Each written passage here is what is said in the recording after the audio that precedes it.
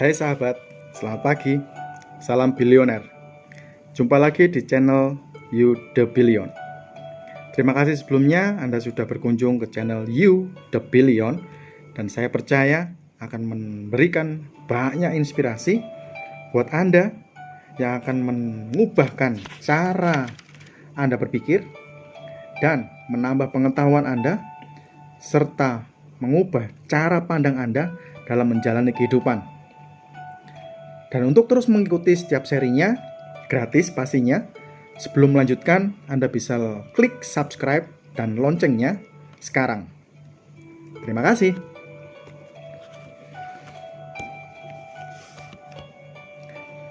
Saya memiliki pengalaman luar biasa tentang pengharapan.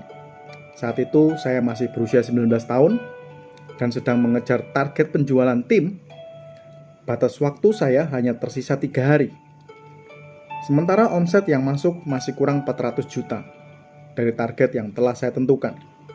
Namun entah mengapa, saya sangat yakin pasti target tersebut akan tercapai walaupun banyak yang meragukannya. Saya berdoa, yakin dan mengimani 3 hari pastilah cukup untuk mengejar 400 juta. Saya melakukannya dengan all out, total. Dan apa yang terjadi? Keajaiban pun terjadi. Ketika tiba batas waktu yang ditetapkan, saya pun berhasil membuktikan bahwa 3 hari memang cukup bagi seorang anak berusia 19 tahun untuk mengejar omset 400 juta rupiah. Sebuah pengharapan datang bukan dari kedua mata. Pengharapan datang melainkan dari hati. Ketika seseorang memiliki pengharapan, ia akan terus menunjukkan kinerja puncak, konsisten, dan memiliki komitmen tinggi tanpa mempedulikan fakta-fakta negatif yang ia lihat atau dengar. Mel Fisher yang selama 17 tahun mencari harta terpendam di dalam laut, akhirnya menemukan emas perak bernilai lebih dari 400 juta dolar. Wow. Coba Anda hitung sendiri. Itu banyak. Ketika seorang reporter mewawancari salah satu awak kapal dan menanyakan mengapa awak tersebut mampu bertahan sedemikian lamanya, ia menjawab, Fisher mampu memberikan semua orang semangat. Fisher mampu memberikan semua orang pengharapan. Setiap pagi dengan berapi-api, ia berkata pada awaknya, inilah harinya. Jika hari itu mereka belum menemukan juga apa yang mereka cari, tepat ketika makan malam, Fisher mengatakan dalam nada suara, dalam bayangan, di benaknya, dan dalam perasaannya, besok adalah harinya. Setiap kali Anda bangun pagi, persiapkanlah hari itu menjadi hari besar Anda. Teriakkan dengan tegas dan penuh perasaan bahwa hari itu adalah harinya. Hari ketika Anda akan dipromosikan, hari ketika Anda akan menemukan pasangan sejati, hari Anda untuk melakukan penjualan besar-besaran, hari Anda untuk menemukan rekan bisnis yang tepat, hari ketika semua ujian ataupun tes bisa Anda kerjakan dengan maksimal. Bersiap-siaplah, seolah-olah Anda akan mendapatkan semua yang Anda impikan. Kemudian, jika Anda belum mendapatkan itu semua, sebelum tidur, di akhir doa Anda ucapkanlah, besok adalah harinya. Iman adalah sebuah tindakan.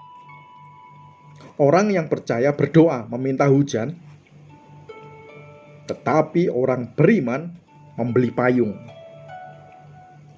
Bersiap-siaplah menghadapi revolusi kehidupan Anda yang dahsyat. Untuk itu Anda harus mengetahui bahwa keberuntungan adalah ketika kesiapan bertemu dengan kesempatan. Berjaga-jagalah selalu karena peluang ada di sekitar Anda. Saya pribadi pernah menerapkan ini. Saya berencana akan bertemu dengan klien bisnis yang tertarik membeli salah satu produk. Sebelumnya saya agak ragu-ragu membawa contoh produk-produk unggulan yang lain, karena satu produk saja sudah berat dan memerlukan tas tambahan. Tetapi kemudian saya teringat, iman adalah tindakan. Dan saya pun segera bersiap-siap seolah-olah klien saya akan membeli semua yang saya tawarkan. Saya naik turun 2 kali menuju apartemen di lantai 15 membawa barang bawaan yang memenuhi kedua tangan saya. Namun luar biasanya, Ia membeli semua produk yang saya bawa. Padahal sebelumnya banyak kerabat yang mengatakan bahwa calon klien saya itu hanya menyukai satu produk. Tentu dan menutup mata untuk produk lain. Tapi apa yang terjadi? Sekali lagi, iman adalah tindakan. Bawalah selalu kartu nama Anda, proposal bisnis Anda, atau produk Anda. Lalu bersiap-siaplah berkenalan dengan partner sejati yang akan merevolusi hidup Anda sebesar 180 derajat dan menerima transaksi terfenomenal sepanjang karir Anda. Bila Anda bergerak di bidang penjualan, belajarlah juga dari Dora yang selalu membawa tas ranselnya kemanapun dia pergi. Semua peralatan untuk mensukseskan petualangannya, ingatlah selalu bahwa iman adalah tindakan. Jika Anda ingin memiliki mobil misalnya, belilah aksesorisnya terlebih dahulu, lalu letakkan aksesoris itu di tempat yang Anda bisa lihat setiap hari.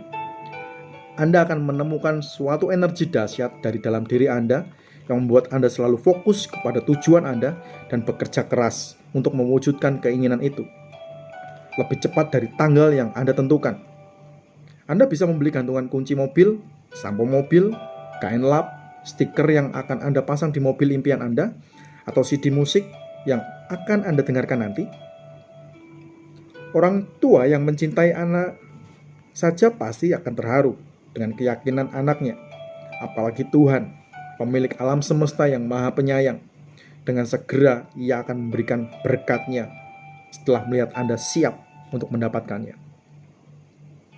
Itulah yang saya lakukan sebelum bisa membeli mobil sport BMW Z4 hitam saya di usia 19 tahun. Ditambah dengan BMW 3 Series ketika berusia 20 tahun. Banyak yang mengatakan hal ini tidak masuk akal. Namun, tapi kita harus ingat bahwa bersama Tuhan, kita mampu melakukan apa yang tidak mungkin menjadi mungkin.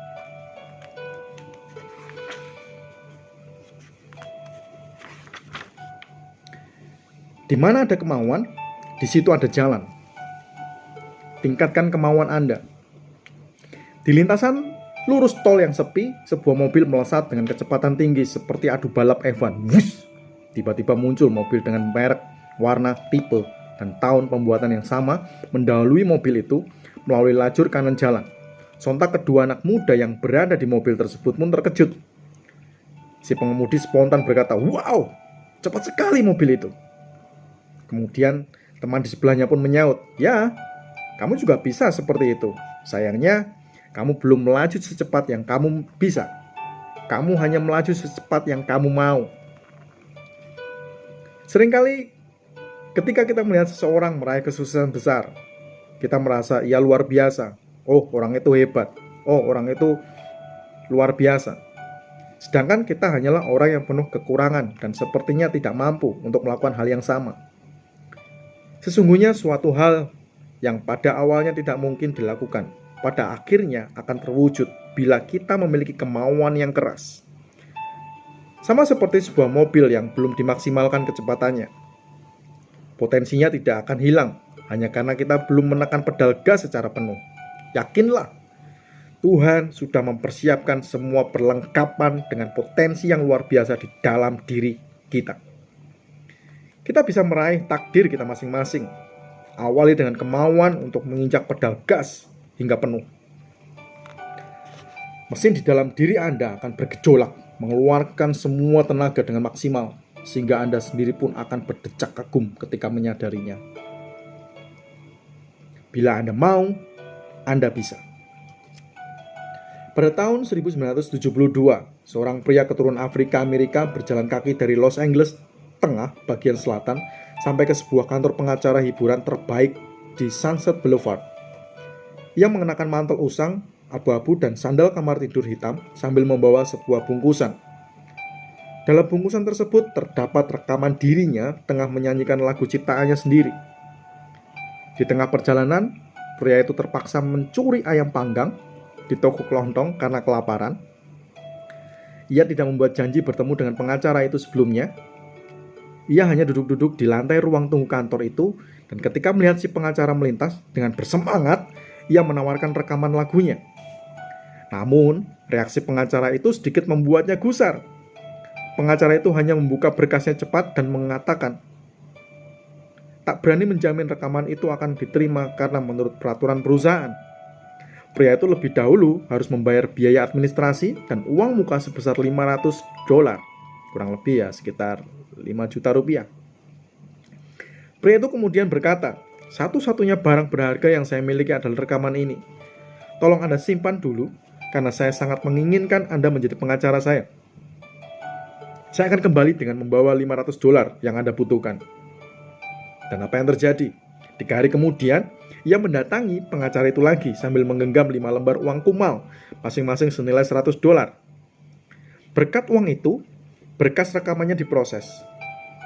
Ia terbukti mempunyai kemauan keras, dan sejak saat itu, Barry White, penyanyi paling sukses pada tahun 70-an, menjadi tak terhentikan.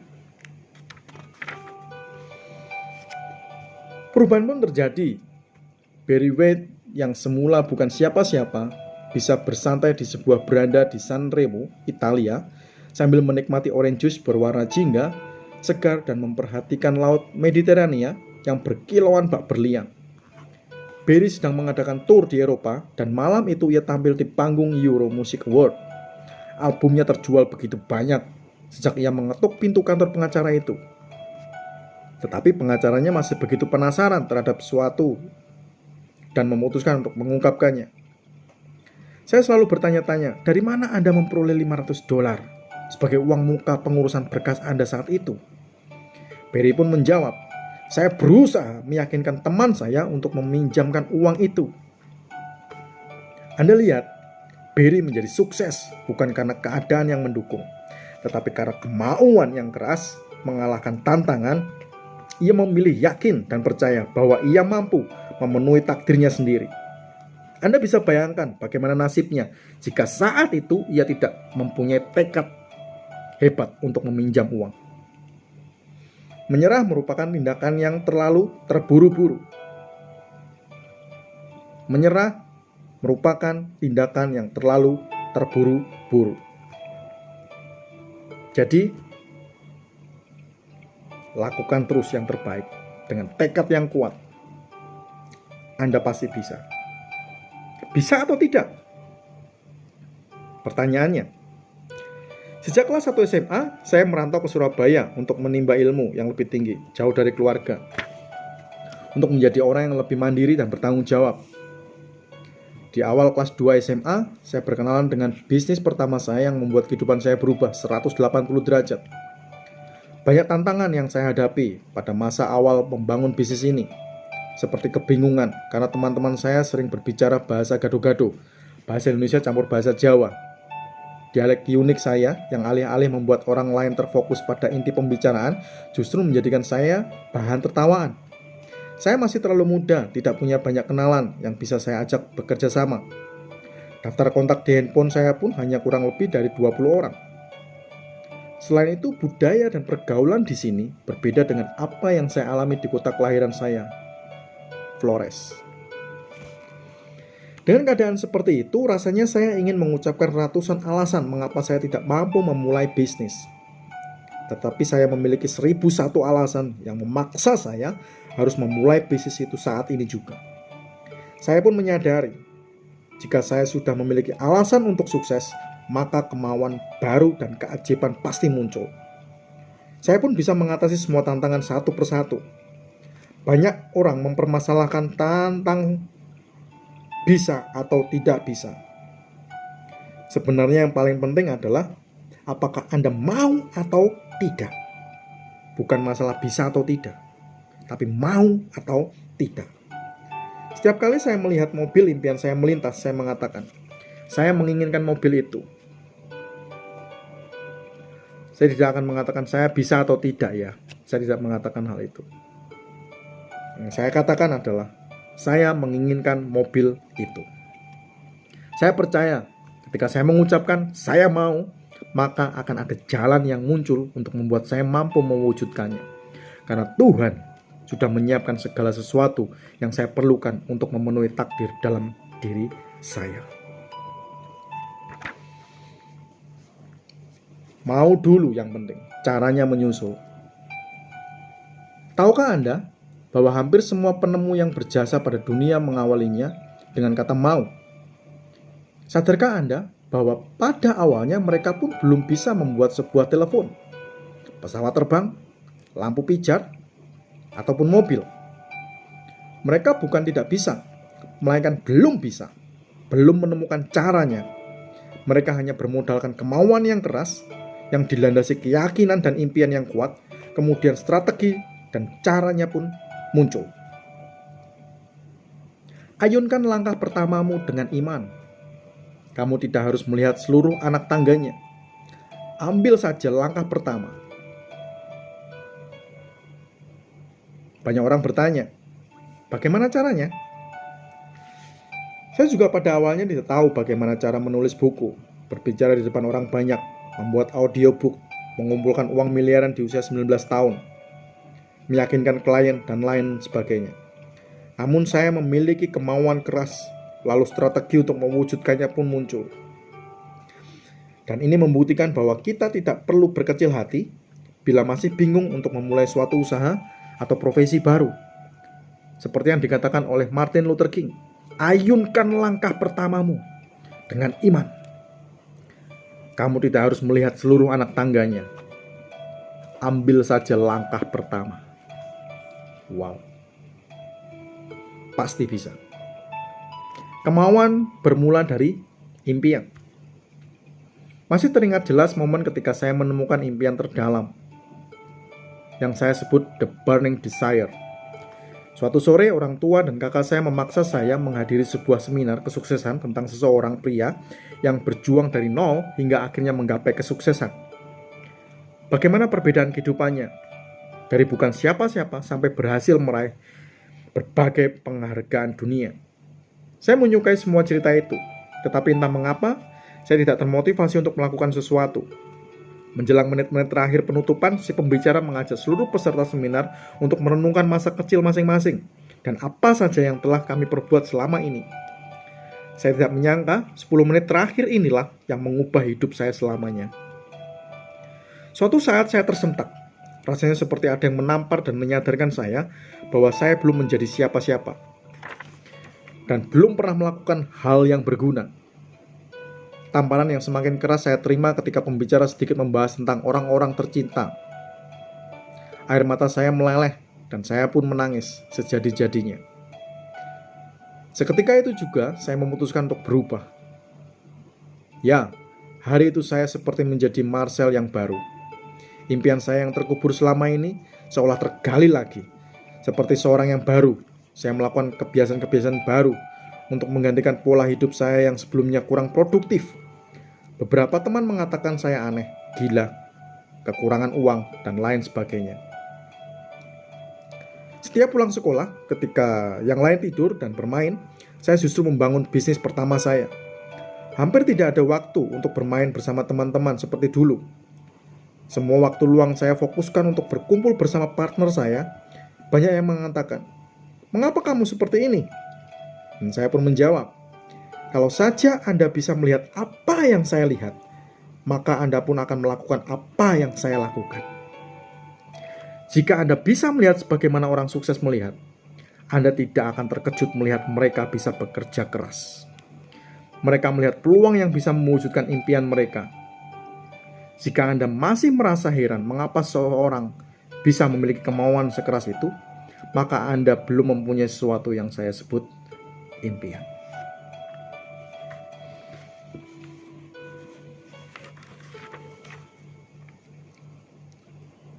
Kita sukses bukan saat kita berhasil melakukan pekerjaan besar satu kali, tetapi saat kita berhasil melakukan pekerjaan kecil berulang kali. Pernahkah Anda melihat seorang tukang batu yang sedang berusaha menghancurkan batu besar menggunakan sebuah palu yang ukurannya tidak seberapa? Setiap pukulan seakan tidak membuahkan hasil, bukan? Tetapi tiba-tiba batu itu hancur, berantakan. Pertanyaannya, pukulan keberapakah yang membuat batu tersebut remuk? Apakah pukulan terakhir? Tentu saja tidak. Memang pukulan kecil di awal sepertinya terlihat tidak memiliki andil dalam proses tersebut. Tetapi sebenarnya bagian dalam batu tersebut telah retak. Semakin banyak pukulan kecil yang menghantam, semakin rapuh bagian dalam batu tersebut, hingga pukulan terakhir menghantam dan menghancurkannya. Kita dibentuk dari apa yang kita lakukan berulang kali. Dengan demikian, keunggulan bukanlah suatu perbuatan melainkan suatu kebiasaan. Aristoteles mengatakan hal tersebut. Ketika saya berusia 17 tahun, untuk pertama kali saya nekat memberikan presentasi di hadapan 100 orang. Keringat sebiji jagung pun tak hentinya menetes di pipi, dan saya gagap tidak karuan. Saya merasa presentasi ini buruk, tapi saya masih berani melakukan presentasi kedua. Kali ini hasilnya lebih baik dari yang pertama. Begitu juga dengan presentasi ketiga, yang jauh lebih sempurna dari presentasi kedua. Itu artinya, kuantitas menentukan kualitas. Saya pernah bertanya kepada seorang fotografer profesional tentang teknik-teknik menggunakan kamera. Dan satu hal yang paling mengejutkan saya adalah 10.000 jam pengalaman yang dibutuhkan untuk menjadi seorang ahli di bidang fotografer. Berhati-hatilah dengan kebiasaan atau tindakan kecil yang sering Anda lakukan setiap hari, karena hal itu berpengaruh besar untuk masa depan Anda. Tekuni profesi Anda 2 jam sehari selama 2 tahun, maka Anda akan menjadi maestro di bidang itu. Dan 5 tahun kemudian, bersiap-siaplah menjadi tokoh nasional. Bijaklah untuk menentukan serta memprioritaskan kebiasaan-kebiasaan kecil yang akan kita lakukan. Banyak orang menganggap remeh hal yang mereka lakukan sehari-hari. Mereka tidak menyadari bahwa dengan sekedar menabur gagasan kecil, mereka akan menuai perbuatan. Menabur perbuatan, menuai kebiasaan. Menabur kebiasaan, menuai nasib. Ingat, small is dangerous. Barang siapa setia pada perkara-perkara kecil, maka ia akan mendapatkan perkara-perkara yang jauh lebih besar. Bila ada kebiasaan atau tindakan kecil yang negatif untuk kelangsungan masa depan impian kita, segera bunuh kebiasaan itu, karena saat terbaik untuk membunuh monster adalah ketika ia masih kecil. Suatu ketika di pantai Monterey, California, dibukalah pabrik pengalengan ikan yang sangat besar. Ini merupakan sebuah bom waktu bagi habitat puluhan ribu burung pelikan di sana. Dan sesuai ramalan, timbullah masalah pada perubahan kebiasaan burung-burung tersebut untuk berburu makanan. Pada awalnya, setiap generasi burung pelikan sudah terlatih untuk mencari ikan dengan cara membenamkan diri ke dalam air untuk menangkap ikan dengan paruh lebarnya, lalu terbang kembali ke udara. Tetapi sejak pabrik itu dibuka, banyak limbah pabrik berupa sia-sia ikan yang dibuang di pinggir pantai. Setiap hari satu persatu burung pelikan menghampiri dan memakan sisa produksi itu. Hal itu terjadi terus-menerus selama 15 tahun. Sampai-sampai hampir semua burung pelikan lupa bagaimana mencari makan yang benar. Mereka pada zona nyaman yang semu. Dari generasi ke generasi, mereka mempelajari suatu kebiasaan yang salah. Bencana besar pun terjadi ketika pemerintah setempat menutup pabrik pengalengan tersebut. Karena dinilai merusak lingkungan setempat, sejak saat itu tidak lagi ada limbah sisa produksi yang dapat dimakan, dan satu persatu burung pelikan pun mati. Hati-hati dengan kebiasaan. Para ahli habitat dan lingkungan dari berbagai penjuru dunia mulai menyelidiki penyebabnya. Ada yang berpikir mereka terkena wabah atau dampak pencemaran lingkungan. Namun dari penelitian tersebut tidak terdapat bukti yang mendukung itu semua. Sampai ditemukan dugaan bahwa mereka mati karena tidak mengetahui cara mencari makan yang benar. Sebagai solusinya, pemerintah menangkap beberapa lusin burung pelikan yang masih mencari makan dengan cara asli dari pantai lain dan mengirimkannya ke California untuk memancing burung-burung pelikan lain mempelajari cara mereka makan. Metode tersebut akhirnya berhasil menyelamatkan para burung pelikan di pantai Monterey, California. Wow. Hati-hati di sini ya. Anda bisa lihat hanya beberapa lusin burung pelikan dari pantai lain mampu mengubah kebiasaan mencari makan puluhan ribu burung pelikan di pantai Monterey, California. Hal yang sama juga berlaku di dunia ini. Tidak perlu banyak orang untuk mengubah dunia menjadi lebih baik.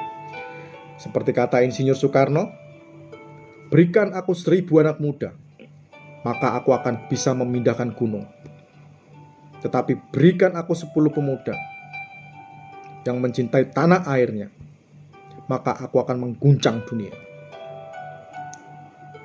Cukup 10 pemuda yang mencintai tanah air saja sudah membuat Insinyur Soekarno optimis bahwa ia dapat mengguncang dunia. Dalam membangun bisnis, saya pun hanya memulainya dari diri sendiri, bermodalkan visi yang besar. Dengan kerja keras dan banyak penolakan, akhirnya saya mendapatkan 15 rekan yang mau menjadi distributor. Di sebuah ruko tanpa AC, dengan keringat bercucuran, kami bersama-sama merintis impian dan visi yang mendunia. Kami sering menyelenggarakan seminar, seringkali yang datang hanya orang-orang itu saja, dan banyak kursi yang telah kami persiapkan ternyata kosong. Tapi dengan ketekunan dan keuletan, dalam waktu 4 tahun, 15 orang itu berkembang menjadi 40.000 di dalam dan di luar negeri.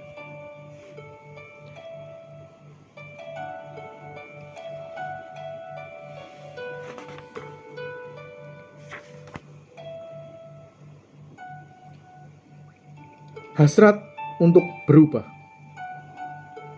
Ketika aku masih muda dan bebas berkhayal, aku bermimpi ingin mengubah dunia. Seiring dengan bertambahnya usia dan kearifanku, kudapati bahwa dunia tidak kunjung berubah. Maka cita-cita itu pun kupersempit. Lalu kuputuskan untuk hanya mengubah negeriku. Namun tampaknya hasrat itu pun tidak ada hasilnya. Ketika usiaku semakin senja, dengan semangatku yang masih tersisa, kuputuskan untuk mengubah keluargaku, orang-orang yang paling dekat denganku. Tetapi celakanya, mereka pun tidak mau diubah. Dan kini, sementara aku berbaring ketika ajal menjelang, tiba-tiba kusadari, andaikan yang pertama-tama kuubah adalah diriku, maka dengan menjadikan diriku sebagai panutan, mungkin aku bisa mengubah keluargaku. Lalu berkat inspirasi dan dorongan mereka, bisa jadi aku pun mampu memperbaiki negeriku. Kemudian siapa tahu, aku bahkan bisa mengubah dunia.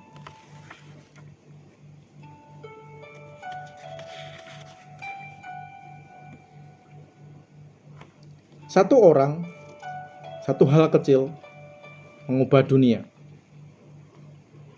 Ubahlah diri Anda terlebih dahulu, maka dunia akan ikut berubah. Sudah banyak realita yang sering kita lihat tentang perubahan dunia yang dipelopori oleh satu orang saja. Sebenarnya yang mereka lakukan bukanlah suatu hal yang besar, melainkan sebuah tindakan kecil yang diikuti dengan pemikiran besar. Bayangkan seseorang yang memiliki impian tanpa pernah mengetahui bentuk fisik impiannya, seperti Thomas Alva Edison. Ia memegang 1093 paten dan menciptakan lampu pijar. Berkat adanya lampu, dunia bisa terang di malam hari, dan penemuannya itu otomatis membantu serta mengubah banyak gaya hidup manusia modern. Di antara jutaan sel sperma, bisa dipastikan bahwa sperma yang berhasil menembus sel telur adalah sperma yang paling unggul dan memiliki karakter pemenang. Dan siapakah Anda? Sadar bahwa itu adalah Anda. Saya sangat percaya Anda adalah orang pilihan dan Anda ada di dunia ini dengan sebuah maksud. Saya tidak mempercayai sesuatu yang disebut kebetulan. Detik ini ada begitu banyak daun yang jatuh dari ranting-ranting pohon di seluruh dunia. Tentu saja itu terjadi atas kehendak Tuhan. Pasir di lautan bisa bergerak 1 cm saja pun itu terjadi seizin Tuhan. Anda bisa membeli dan membaca buku ini pun tentu telah Ia atur sedemikian rupa. Apalagi Anda mendengarkan channel You The Billion ini pun tidak ada yang kebetulan, dan saya percaya itu. Temukan tujuan hidup Anda. Beranilah bermimpi besar dan bertindaklah sekarang juga, karena Anda ditakdirkan untuk menjadi seorang pemenang. Anda telah memiliki semua yang Anda perlukan. Lihatlah isi sebutir telur ayam. Walaupun bahannya seperti agar-agar, tak berbentuk, Namun di sana telah terkandung semua nutrisi yang dibutuhkan untuk menjadikannya seekor anak ayam dan memberikannya makan hingga cukup besar untuk menetas sendiri. Anda tidak dapat melihat tanda-tanda paruh, kaki, tulang, mata, ataupun bulu. Namun ketika saatnya tiba, anak ayam tersebut mematok kulit telur yang membungkusnya, membuat lubang dan mulai menetas. Ajaib. Ketika Tuhan telah menanamkan impian di dalam hati Anda, berarti Ia telah mempersiapkan segalanya untuk membuat Anda mampu untuk mewujudkannya.